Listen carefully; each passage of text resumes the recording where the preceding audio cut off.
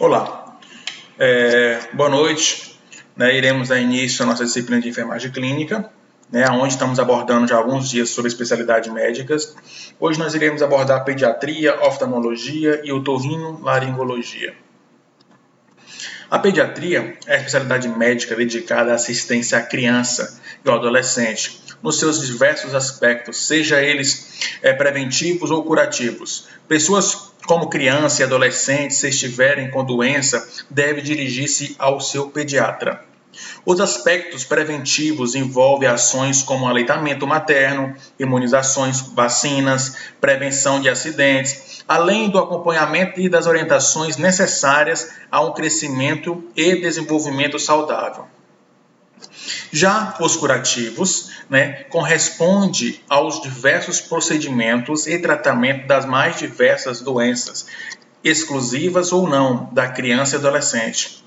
Um médico pediatra acompanha a criança desde sua infância até o seu início de sua vida adulta, cuidando dos pacientes tanto no acompanhamento preventivo de doenças e condições, como no tratamento de possíveis enfermidades que possam estar afetando as crianças e adolescentes no momento da consulta. Muitas vezes, em um atendimento de pediatria, a conversa médica acaba sendo conduzida pelos pais, que fazem um relato completo dos sintomas que a criança vem apresentando. A especialidade de pediatria é uma das especialidades meio diagnósticos difíceis. Por que diagnósticos difíceis? Porque o paciente não vai relatar, a maioria das vezes não relata, para o médico que está sentindo. O pai tenta perceber os sintomas que a criança vem apresentando e relata para o médico. Tá? Quando o adolescente, ele consegue relatar para o médico o que está se passando, mas uma criança não.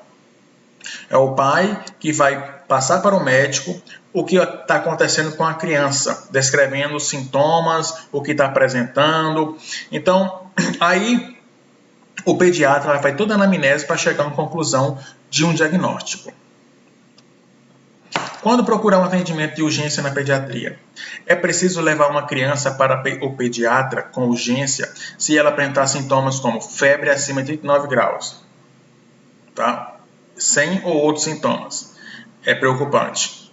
Vômito incontroláveis, com ou mais de uma ocorrência de vômitos em uma hora. Intoxicações por alimentos ou medicações. Acidentes como queimaduras, quedas, engasgo, ferimentos profundos. Dificuldade de respirar e falta de ar. Convulsões e alterações de consciência. Traumas na cabeça. Então, são situações que eu devo procurar urgência e emergência pediátrica. Tá? Dentro do útero, o bebê não entra em contato com vírus e bactérias. Portanto, o seu organismo desconhece esses agentes. Entretanto, quando ele vem ao mundo, abandonado o abrigo uterino, fica à mercê desses micro-organismos. E por isso que há problemas como otite, dor de garganta e outros quadros infecciosos que afetam a criança. O parto normal é a primeira contribuição que você pode dar à saúde do seu filho, pois o contato dele com as bactérias do canal vaginal ajuda a desenvolver a resistência. Amamentar também é fundamental. Por meio do leite, a mãe transfere substâncias que atuam como anticorpos no organismo da criança. E por esse motivo que o aleitamento deve ser exclusivo até os 6 meses e complementar até os 2 anos, segundo a Organização Mundial de Saúde. Introdução alimentar, incluindo frutas, hortaliças, carnes, leguminosas no cardápio infantil, a partir do 2º semestre de vida. Assim você garante energia, vitaminas e minerais. Por fim, ensinar seu filho a lavar bem as mãos, especialmente ao chegar na rua, depois de brincar ou de usar o banheiro antes das refeições. Ajuda a manter livre de vírus e bactérias e até mesmo parasitas. As doenças mais comuns na infância, alergia. Muita criança vem ter alergia de certas coisas. Aí caiba agora o clínico geral encaminhar para o alergologista ou alergista para perceber o que deve ser feito. 3% das crianças sofrem com quadros alérgicos, segundo a Sociedade Brasileira de Pediatria. Os de origem alimentar são normalmente provocados por alguma proteína, conservante ou corante, causando dores abdominais, coceira, erupções na pele e até dificuldade respiratória. O leite de vaca, clara de ovo, soja, trigo e peixe encabeçam a lista de ingredientes causadores desses episódios. O tratamento consiste em retirar da dieta o alimento. Em fase de amamentação, pode ser necessário incluir itens de alimentação materna, já que ele pode passar para o bebê por meio do leite. Infecção do ouvido. A chamada otite média surge quando há acúmulo de secreção no canal auditivo, devido a gripe, resfriado ou do próprio leite, que pode escoar ao amamentar com o bebê na horizontal, tornando o ambiente propício à proliferação de bactérias. Em geral, o problema manifesta pelo menos uma vez até os 5 anos e pode exigir tratamento com antibióticos. Infecção de garganta. Falta de apetite, febre alta, em geral, caracteriza-se as infecções de faringe e amígdalas, causadas por vírus ou bactérias. O tipo viral ocorre com maior frequência até os 2 anos, e é comum haver 3 episódios por ano. O contágio se dá por contato com a saliva infectada e outras secreções. A dor incomoda por 3 dias e o tratamento com analgésicos e antitérmicos visa o alívio dos sintomas, até que a doença regrida espontaneamente. Já as bactérias desencadeiam um quadro intenso, comum entre 3 a 6 anos, que requer uso de antibióticos. Uma coisa está inflamada, uma coisa está infeccionada. Quando ela está infeccionada, aí tem que ser revertida com antibióticos. Só inflamada, só analgésico, o antitérmico, ou até mesmo o AINES resolve. Contaminações, vírus, bactérias ou parasitas, presente em água, alimento contaminados, pode invadir o organismo e provocar vômito, flatulência, diarreia e dores abdominais. Embora pareça algo corriqueiro, a diarreia está entre as principais causas de morte infantil no Brasil, em decorrência da desnutrição e da desidratação, resultantes do quadro mais grave. Fundamental de todos os casos, o tratamento inclui ingestão de 50 a 100 ml de soro caseiro por dia. Para 1 litro de água, adicione 3,5 gramas de sal e 20 gramas de açúcar. É um cardápio rico em alimentos fáceis de digestão, como legumes, verduras e frutas. O leite materno ajuda na recuperação. Então, o soro caseiro é o mais indicado, para poder repor e hidratar esse paciente. Catapora, cachumba, rubéola, sarampo, causadas por vírus. Essas doenças são transmitidas por meio da saliva e levam de 5 a 14 dias para entrar em remissão espontânea. O tratamento consiste no alívio dos sintomas com analgésicos, antitérmicos e na prevenção de complicações como a pneumonia, no caso de sarampo. Todas as passíveis de prevenção com a mesma vacina chamada de tetraviral, aplicada em dose única aos 15 meses de vida.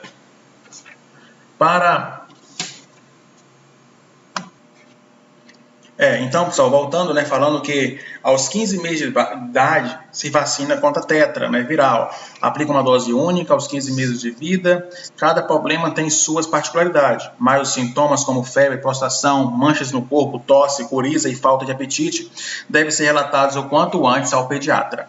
Refluxo. É frequente nos primeiros anos da vida.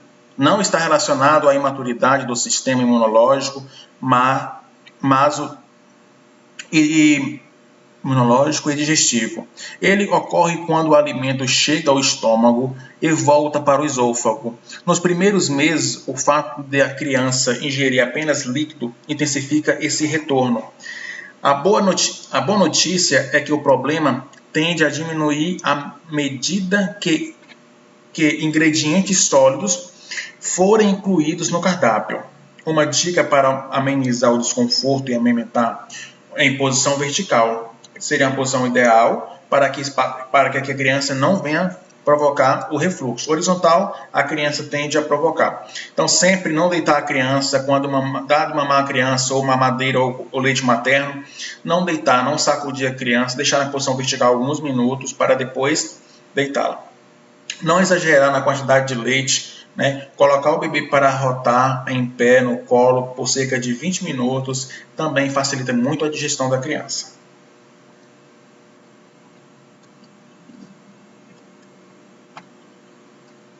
Gripe e resfriado. Apesar de parecidos, gripe e resfriados têm características diferentes e são causados por vírus distintos. Nos dois casos, a principal forma de contágio é a saliva, eliminada durante a tosse ou espirro. O resfriado costuma ser mais brando, com coriza, irritação das mucosas. Já o pacote da gripe inclui febre, dor muscular e cansaço. Nas duas situações, o tratamento serve para aliviar os sintomas, uma vez que o problema regride automaticamente, manter a hidratação com chás, água e sucos acelera a recuperação. Para prevenir os quadros gripais, a Sociedade Brasileira de Pediatria recomenda vacinar a partir dos 6 meses. Fimose é um estreitamento do prepúcio, pele que recobre a glande ou cabeça do pênis, dificultando ou impossibilitando que esta fique exposta. Esse estreitamento pode ser leve ou causar uma dificuldade maior de expor a glande. Nos primeiros meses de vida, há uma aderência natural do prepúcio e a glande. Essa aderência normalmente diminui naturalmente até os 3 anos de idade. Na maioria dos meninos, aos 6 meses, somente 20% dos meninos conseguem expor totalmente a glande, mas quase 90% já consegue aos 3 anos. Então a fimose, né, ela dá só no sexo masculino, né, que é o aumento de esmegma, aquela massa que dá no prepúcio da glande, que faz tampar o meato urinário, impedindo ali a saída da urina. Oftalmologia é uma especialidade da medicina que estuda e trata as doenças relacionadas ao olho, à refração e aos olhos e seus anexos. O médico oftalmologista realiza cirurgias, prescreve tratamentos e correções para os distúrbios de visão. A oftalmologia tem várias subespecialidades, entre elas a oftalmologia pediátrica, plástica ocular, doenças orbitárias, doenças das vias lacrimais, o estrabismo, o glaucoma, cirurgia refrativa, retina, córnea, etc. Doenças oculares são problemas oftalmológicos provocados por inúmeros motivos, desde a causa genética até o hábitos e estilo de vida. A médio e longo prazo podem causar, entre outras coisas, dificuldade na visão e até mesmo, em casos mais graves, a cegueira. Visão. A visão é um dos sentidos mais importantes e complexos do corpo humano, sendo responsável naturalmente por 85% das informações processadas no cérebro. A visão é a capacidade que o indivíduo tem por meio do olho, de perceber o universo que a cerca. 80% da relação do ser humano com o mundo se dá através do sentido da visão. Para que o sentido da visão seja aproveitado da maneira plena, é fundamental que toda a via sensorial visual esteja perfeita, os 2 olhos, os nervos ópticos e o cérebro, mais especificamente o córtex cerebral e occipital. Os principais problemas visuais são os distúrbios de refração. Quando existem problemas no cristalino ou na córnea, acontecem os distúrbios de refração, ametropias. Os principais problemas de refração são miopia, como denomina-se um erro de refração em que a imagem é focalizada antes de chegar na retina. As pessoas com miopia preferem usar a visão para perto, têm dificuldade para enxergar a distância e comumente aproxima-se dos objetos para vê-lo melhor. Franzir a testa, apertar os olhos também são sinais comuns pacientes míopes não corrigidos. Hipermetropia. As pessoas com hipermetropia vê bem de longe, mas faz um esforço visual maior para poder enxergar bem perto. o que faz com que ele tenha resistência às atividades que exijam visão para perto, leitura, artesanato, né, costura, mesmo com crianças jovens. Então, miopia eu consigo enxergar de longe, a hipermetropia eu não consigo enxergar de perto. Então, hipermetropia eu não consigo fazer uma leitura, eu tenho que usar um óculos, porque não consigo ver de perto. Já a miopia eu consigo ver de perto, mas não consigo ver de longe. A presbiopia é popularmente conhecida como vista cansada, né? É universal, acometendo todas as pessoas com mais de 40 anos de idade. Astigmatismo é causado por uma córnea de formato irregular, que faz com que a imagem luminosa seja focalizada em dois pontos separados na retina, criando uma imagem distorcida. A imagem fica distorcida, não fica completa, não dá para perceber como é aquela imagem, a imagem se espalha, não fica uma imagem real. Quais são as principais doenças oculares? As principais doenças oculares responsáveis pela maior parte dos atendimentos feitos no Brasil pela oftalmologia são cataratas, glaucoma, conjuntivite, retinopatia diabética, degeneração macular relacionada à idade, erros de refração, como eu falei, miopia, hipermetropia, astigmatismo, presbiopia, né, ou vista cansada. A catarata, né, é causada pela opacidade do cristalino, que pode levar à diminuição da visão. É responsável por 47,8% dos casos de cegueiras no mundo, acometendo principalmente a população idosa.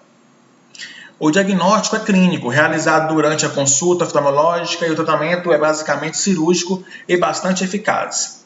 O glaucoma é causado por lesões do nervo óptico, geralmente associada ao aumento da pressão intraocular, elevando a perda progressiva do campo visual. Está relacionado ao envelhecimento da população, tendo um fator hereditário e geralmente não provocando sintomas até as fases mais tardias da doença. O tratamento para esta doença ocular é feito inicialmente com colírios, que diminui a pressão intraocular. Tem tratamento, mas não tem cura. Sua incidência vem aumentando com agravamente, de que se trata de doença silenciosa que pode levar a cegueira. Em um glaucoma é nada mais nada menos do que a pressão ocular. Quando a pressão do olho passa mais de 15 milímetros de mercúrio, começa a causar uma pressão que pode causar uma cegueira chamada escotoma parcial ou total. A conjuntivite é a inflamação das membranas que reveste a parte anterior do olho. Pode ser infecciosa, alérgica e química. Se manifesta por vermelhidão, secreção, inchaço das pálpebras, sensação de corpo estranho. Pode ocorrer em qualquer idade. O diagnóstico é clínico. O tratamento é feito com colírio e quais podem variar dependendo do tipo, se é viral, bacteriana ou fúngica. A retinopatia diabética atinge a retina do paciente diabético. Se manifesta por diminuição da visão e de forma progressiva ou subitamente. Quando o nível de glicose do diabético fica elevado por muito tempo, tem um agravante que ela comete a população na fase produtiva da vida. Para o tratamento, o mais importante é o controle rigoroso da diabetes por meio da alimentação, atividade física e o uso correto dos medicamentos. Degeneração macular relacionada à idade. É uma doença que ocorre na parte central da retina, chamada mácula, a área do olho responsável pela formação da imagem e que leva à perda progressiva da visão central. Com o envelhecimento da população, esta se torna mais frequente e é indicada a mudança de hábitos, como não fumar, se proteger do sol, manter uma dieta balanceada com complementação de vitaminas. Os principais sintomas para as doenças oculares que devem servir de alerta assim que surge são visão embaçada, tremor nos olhos, dificuldade de se adaptar à luz, olhos vermelhos, olhos lacrimejando. Alguns desses sintomas nem sempre estão relacionados a problemas sérios de visão, mas se sentir qualquer desconforto, é fundamental procurar auxílio médico especializado para tratar e prevenir possíveis complicações visuais. Existem vários cuidados diários que devem ser tomados para proteger a visão e prevenir possíveis doenças oculares futuras. Os principais hábitos a serem tomados: cuidado com o sol. Usar óculos solar reduz a exposição dos olhos aos efeitos nocivos da radiação ultravioleta. Cuidados com a exposição excessiva das telas de TV, computador, smartphone. Ficar muito tempo em frente à tela pode causar um ressecamento dos olhos, cansaço visual e distúrbio do sono. Evite coçar os olhos, pode causar irritações, lesões oculares ou até problemas na córnea. Em clima seco, hidrate os olhos com colírio e lubrificantes. Cuidado com o uso excessivo de colírios. A automedicação deve ser evitada. Corticoides são particularmente preocupantes pelo risco de induzir ao glaucoma e à catarata.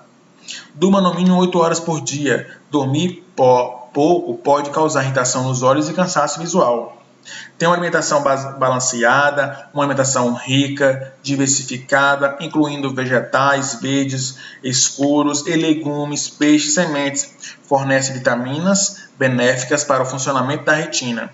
Procure ajuda médica caso perceba anormalidades da visão. O diagnóstico precoce evita complicações. Realize consultas regulares para avaliar a qualidade da visão e atualizar os graus dos óculos se necessário.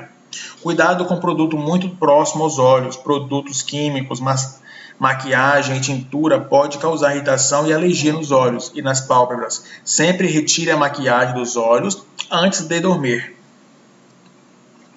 Como tratar as doenças oculares?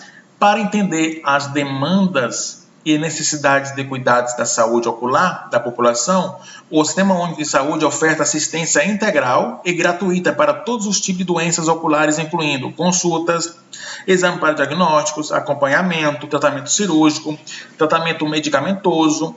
Todas as crianças, quando nascem, também realizam na maternidade públicas o teste do olhinho.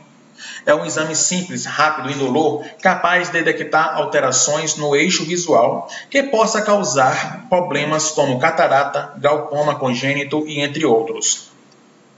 Aqui podemos ver o olho saudável, o olho com glaucoma. Percebe-se que a vascularização aqui está bem diminuída, normal, e aqui está bem agitada. O glaucoma, como eu falei para vocês, é nada mais do que uma alteração da pressão acima de 15 milímetros de mercúrio.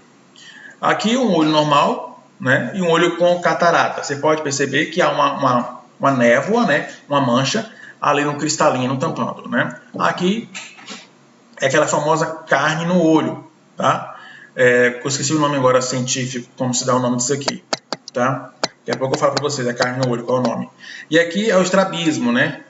Correção cirúrgica também. Conjuntivite, tem um olho normal, tem a conjuntivite bacteriana, tem a conjuntivite viral, tem a conjuntivite alérgica. Tá? Então, tem vários tipos de conjuntivite. Podemos ver o olho normal, né? Ó, a esclera é branca e alguns vasos sanguíneos visíveis, presença de filme lacrimal equilibrado. Olha a bacteriana. Olhos ficam vermelhos e a secreção amarela, um amarelo esverdeado. Tá? Ao acordar, o olho pode grudar. Ocorre um ou os dois olhos e é contagiosa. A viral é considerada como olho vermelho. Além de coçar, o olho gruda ao acordar. Pode ocorrer nos dois olhos e é contagioso também. Percebe que a viral ela não cria secreção, tá? A conjuntivite alérgica, muito parecida de forma viral, mas tem congestão nasal, espirros, pálpebras colando e sensibilidade à luz. Ocorre em ambos os olhos e não é contagioso a alérgica, correto? Olha a retinopatia diabética, né? Como causa cegueira, uma pessoa diabética, se os níveis de açúcar subir muito rápido, pode causar uma hemorragia, tá? Devido a diabetes. Então, causa o quê? Hemorragia e pode provocar cegueira. Uma diabetes de 500, provavelmente é muito difícil a pessoa não causar uma cegueira, tá? É muito difícil. Olha para aqui, ó. Olha a pessoa normal, tá? Olha essa imagem perfeita. Uma pessoa com miopia, tá? Ela enxerga de perto, tudo visível de perto, mas quando ela vê de longe, olha as nuvens, tá? Olha as montanhas, já fica difícil para reconhecer. Epimetropia, já ao contrário, olha, de longe as nuvens eu consigo ver de boa, consigo ver as montanhas, mas de perto já fica embaçado. Olha a roupa do homem aqui, ó. E o astigmatismo fica desfocado.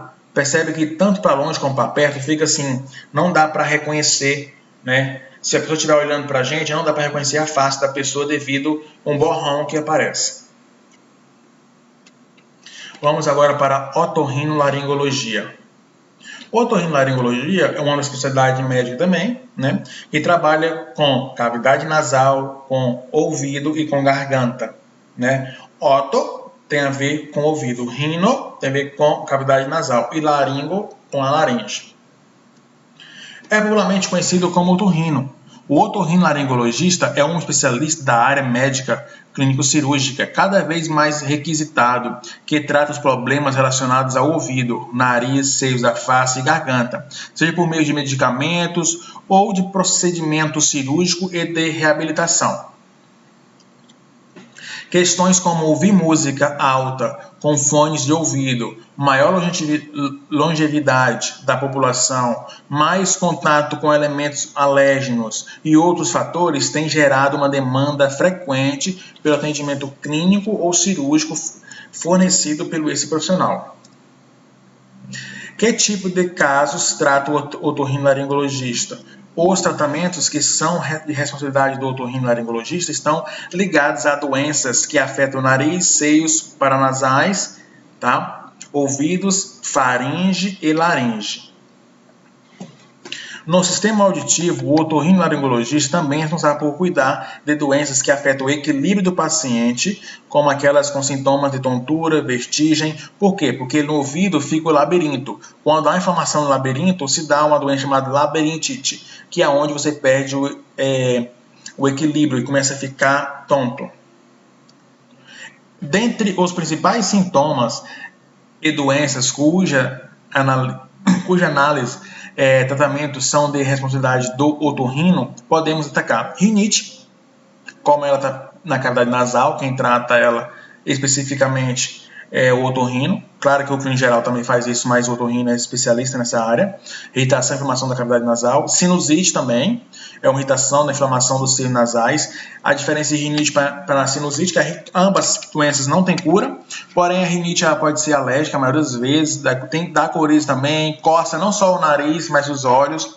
E a sinusite é bacteriana, se trata com antibióticos. Há irritação, há espirros fétidos e muita dor de cabeça. Desvio de septo nasal, distúrbios na parede da cartilagem entre as narinas, pode ser congênito ou resultante de processos inflamatórios ou infecciosos, podendo causar interferência na função respiratória. Polipópsis nasal, formação de polipóides, tumores benignos detectados na cavidade nasal, nos seios nasais ou paranasais. Ocorre com o resultado do processo inflamatório crônico das mucosas nasal. Apneia, relaxamento dos músculos de garganta e fechamento das vias respiratórias, impedindo a respiração adequada do paciente. Surdez, sendo a perda auditiva parcial ou total, além de zumbidos. Otites, inflamação no ouvido médio, podendo resultar em inflamação no acúmulo de secreções na região. A amidalite, infecção nas amígdalas, tecido atrás da garganta, pode causar febre, dor de garganta, inchaços na região do pescoço. E faringite, infecção bacteriana ou viral na parte posterior da garganta. Paralisia facial, perda de movimento dos músculos da face por conta de problemas de nervos, dificuldade para engolir, sintomas que podem estar ligados a doenças que afetam a garganta e o pescoço, alterações nas pregas vocais, nódulos ou calos, geralmente identificados pelos sintomas de rouquidão, podendo indicar problemas relacionados, labirintite ou distúrbio do labirinto, podem causar sintomas de tontura, náuseas, zumbidos no ouvido ou até mesmo diminuição da audição. Outras situações envolvendo câncer nas cordas vocais, câncer de laringe, pólipos nasais, distúrbio do sono, perfuração do tímpano, tumores cervicais, benignos e malignos, entre outras. Como é possível perceber, existem sintomas que podem vir a evoluir para quadros mais críticos e se tornarem doenças que exijam a atenção especializada do otorrinolaringologista. Por outro lado, existem sintomas mais comuns e menos sérios, que são facilmente controlados. Um resfriado, por exemplo, causa inflamações na garganta e na mucosa. Apesar disso, raramente trata-se de um quadro que evolui para uma pneumonia ou algo mais grave. Quais são os procedimentos realizados pelo otorrino? É um consultório envolvendo procedimentos mais simples. Os atendimentos mais comuns a serem realizados por esse especialista são retirada do cerume, que seria o que? A população da cera do ouvido, né? Ou seja, o descongestionamento das vias auditivas. A nasofaringoscopia é um procedimento que examina por dentro do nariz, identificando doenças possíveis no local, no seio da face e na garganta. Cauterização nasal, em casos de hemorragias em todas as estruturas do nariz, como septo e mucosas.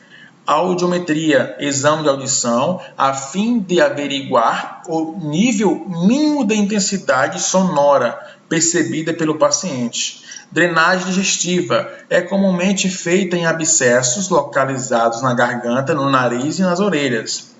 Remoção de cássio, bastante conhecido como bolinha na garganta, é retirada de uma substância pastosa amarela ou esbranquiçada derivada das necroses do tecido das amígdalas. E o laringoscopia direta, exame para detecção de doenças da voz e da deglutição. Ainda no consultório, outros procedimentos comuns envolvendo um otorrino são as biópsias de lesões da boca, nariz e ouvidos. Os famosos testes da orelhinha, que tem o nome técnico de emissão otoacústica, evocadas para transientes, espectrografias vocais, curativos otológicos, a imitacionometria, triagem auditiva neonatal, tratamento de sangramentos nasais e a videolaringoscopia. Também temos a videonasoendoscopia e a videonistagmoscopia. Já no campo cirúrgico, normalmente realiza em hospitais atividades realizadas pelos profissionais envolvendo procedimentos relacionados ao ouvido, nariz e laringe, além de retirada de tumores e tratamento de câncer ligados aos mesmos órgãos. Problemas de adenoide também, o otorrino também, ele trabalha nessa área. Os sintomas que geralmente levam o paciente a procurar um otorrino de uma forma clara estarão relacionados à dificuldade para ouvir, para respirar e para engolir. Quando procurar um otorrino? Muitas vezes a consulta com o otorrino é indicada por outro médico, geralmente clínico geral ou pediatra, que identificou alguma alteração da doença no ouvido, no nariz ou na garganta do paciente. Ainda deve-se procurar esse profissional sempre que se sentir alguma anormalidade ou desconforto nessas áreas do corpo. Dada a abrangência de atuação do especialista, ele exerce um papel fundamental em todas as fases de nossas vidas. Casos de otites e amigdalites comumente levam as crianças ao seu consultório.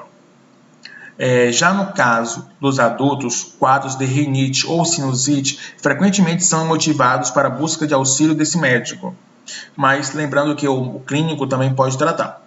E na terceira idade, situações de surdez ou distúrbios relacionados ao equilíbrio são alvos constantes da procura pelo especialista. Aí sim, aí só o otorrino tem a capacidade para poder fazer os exames necessários para poder tratar esse paciente com surdez.